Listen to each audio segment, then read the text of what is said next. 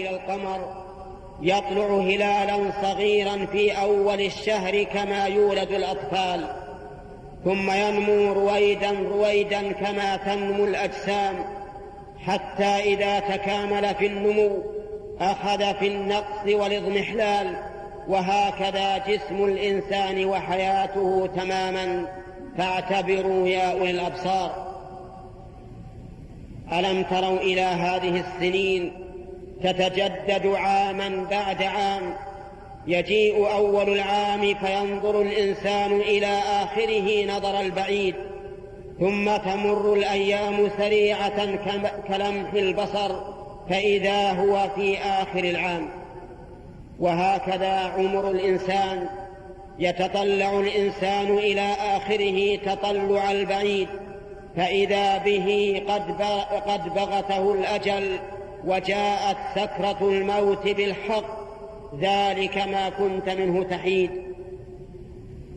ربما يؤمل الإنسان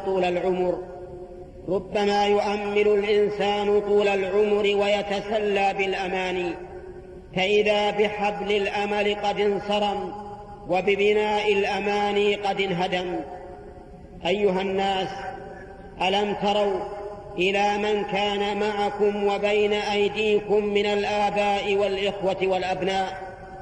ألم يأخذهم الموت حتى كانوا خبرا بعد العيان، بينما كانوا مخبرين وإذا هم مخبر عنهم؟ وهكذا أنتم سيؤول بكم الأمر إلى ما آل بهم إليه. سوف تكونون خبرا من الأخبار بعد أن كنتم أعيانا تخبرون عما مضى من الأخبار. أيها المسلمون، إن الإنسان ليأخذ من هذه الأمور عبرة، ليس لأجل أن لا يؤمل البقاء، ولكن يأخذ منها عبرة ليغتنم فرص الليالي والأيام بطاعة الله عز وجل واجتناب معصيته، حتى إذا جاءه الموت وإذا هو قد استعد له، وإذا هو قد بنى بناء يكون فيه في أعلى عليين. وكانت في حياتك لي عظات، وأنت اليوم أوعظ منك حيا.